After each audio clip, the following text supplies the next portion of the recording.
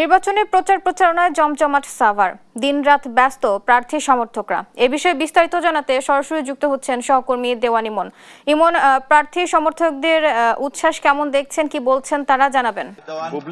আমাদের মাঝে উপস্থিত আছেন সাভার আঞ্চলিক সাভার উপজেলা শ্রমিক দলের সাধারণ সম্পাদক, সাবেক সাধারণ সম্পাদক জনাব খালেক ভাই আমাদের মাঝে উপস্থিত আছেন। বিএনপির যিনি প্রার্থী রয়েছেন তিনি 2 নং ওয়ার্ড নির্বাচন পরিচালনা আমরা দেখতে পাচ্ছি যে স্থানীয় যারা ভোটাররা রয়েছেন উপস্থিতি মা বোনেরা, তারা কিন্তু সকলে আপনারা জানেন বিগত 17 বছর অংশগ্রহণ করেছেন। আমাদেরকে বাড়িতে ঘুমাইবার দেয় নাই। যারা নেতৃবৃন্দ রয়েছেন তারা তাদের বক্তব্য রাখছেন, বক্তব্য প্রশাসনের মাধ্যমে হুমকি দেওয়া হয়েছে।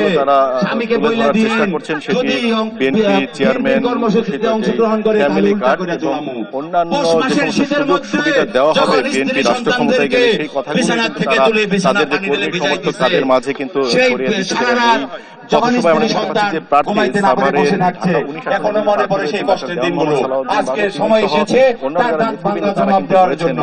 আপনারা নিশ্চয়ই তার জবাব দিবেন এবং সেই জবাব হবে তারা কিন্তু তাদের যে প্রচারণার যে কার্যক্রম সেটি কিন্তু তারা চালিয়ে যাচ্ছেন। এখানে প্রার্থী রয়েছেন, আমরা তার কাছ থেকে জানার চেষ্টা করব যে তিনি নির্বাচিত হলে কি কি করবেন। 100 দিনে ইতিমধ্যে তিনি একটি কর্মসূচির ঘোষণা করেছেন।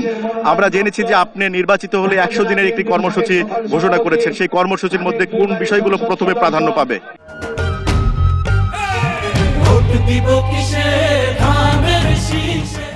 এক নম্বর হলো মাদকের বিরুদ্ধে আমরা যুদ্ধ ঘোষণা করেছি। মাদক বন্ধের জন্য যা যা করা দরকার আমরা করবো। তারপরে এই যে সন্ত্রাস, চাঁদাবাজি, ছিনতাই যারা এলাকায় করছে, অনেকে নামে বদনাম আছে, এরা আবার একসময় 17 বছর করছে, এখনো আমাদের আশেপাশে থাকার চেষ্টা করছে, সেটা আমরা এখানে আমরা করতে দিব না। মা বোনদের নিরাপত্তার ব্যাপার এবং সন্ধ্যার পরে, বিশেষ করে রাত 9টা 10টার পরে কেউ যদি নিরিবিলি রাস্তা দিয়ে যায়, সিএনজিতে, ভ্যান গাড়িতে, রিক্সায় কিংবা পায়ে হেঁটে, তাদের উপর নির্যাতন নেমে আসে, মোবাইল নিয়ে যায়, টাকা পয়সা নিয়ে যায় এবং সবচেয়ে ইম্পর্টেন্ট নাজেহাল করা হয়। এবং আরেকটি ইম্পর্টেন্ট ব্যাপার, এই যে রাস্তায় যে যানজট, সেটার ব্যাপারে আমার একটা পরিকল্পনা আছে যাতে এই যানজটটা সহনীয় পর্যায়ে থাকে। আমরা ট্রাফিক্সের সাথে প্যারা ট্রাফিক্সের কিছু লোককে সম্পৃক্ত করে দেবো, তাদেরকে আমরা লোকালি আমরা স্যালারি দিব, তাদেরকে ট্রেন আপ করা হবে, সরকার ট্রেন আপ করবে এবং তাদের স্টাফের মতো তারা ট্রিট করা হবে, তাদের ড্রেস পরিয়ে দিয়ে। আমি মনে করি 100 দিনের মধ্যে সেন্সিটিভ কতগুলো ব্যাপার উন্নয়নের পাশাপাশি সেই কাজগুলো আমরা করব এবং যেটা 12 তারিখে পরে শুরু হবে, 13 তারিখ থেকে।